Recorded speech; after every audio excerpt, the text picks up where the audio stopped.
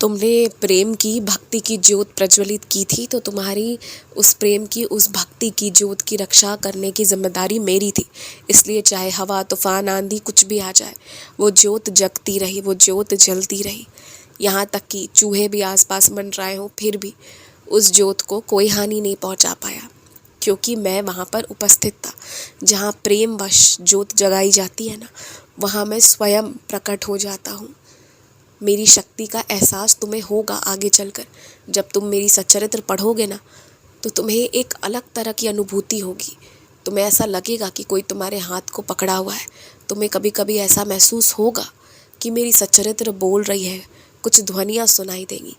कभी कभी तुम्हें मेरे चरणों से निकलते पुष्प, मेरे चरणों से निकलते गंगा जल की धारा की अनुभूति भी होगी। सब कुछ होगा।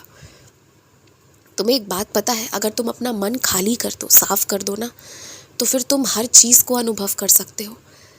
तुम्हारे कई सारे सवाल है ना, किसने क्या किया, किसने तुम्हारा काम बिगाड़ा, किसने किसके कारण संकट आई, किसने मौत को भेजा, किसने उन दस्तावेजों को छुपाया, किसने आग लगाई, किसने पता नहीं क्या क्या किया।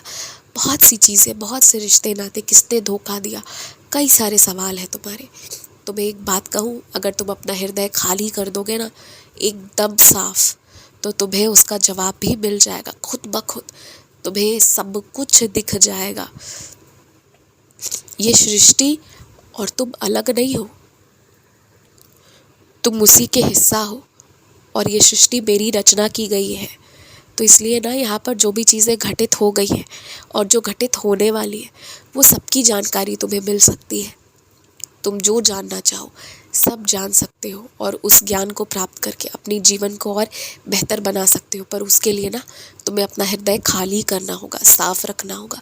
किसी के प्रति नफरत या किसी सामान, किसी धन दौलत के प्रति लालच, या सब कुछ को अलग करके थोड़ा सा मुझ पर विश्वास करके सब कुछ को खाली करना होगा।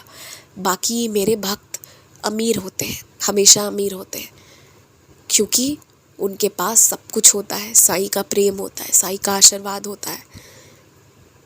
उनके पास ये बाबा का हृदय होता है जो लगातार उनके लिए धड़क रहा होता है। इसलिए मेरे भक्तों के घर किसी चीज़ की कभी कमी नहीं रहती। अब तुम तुलना किसी और से करने बैठो, तो तुलना करने को कई सारी चीज़ें हैं, वो गलत बात है। तुलना तो किसी से किसी को नहीं करनी चाहिए। लेकिन तुम बिल्कुल गरीब नहीं हो, मन में ये बात मत रखो। और ये भी तुम जान लो कि ये जो शब्द गरीबी है ना, इससे भी कभी नफरत मत करो, क्योंकि इसमें किसी का दोष नहीं है। नफरत करने लायक कोई बात नहीं है। अमीर हो गरीब हो, कोई भी इंसान ही है। इसलिए उसे इंसान के स्वरूप देखो, किसी से नफरत मत करो। और हमेशा याद रखो कि तुम जो भी कर रहे हो ना, वो मैं देख रहा हूँ। तो सिर्फ वही काम करना जो तुम मेरे सामने कर सको और तुम्हें शर्मिंदगी महसूस ना हो। खुश रहो।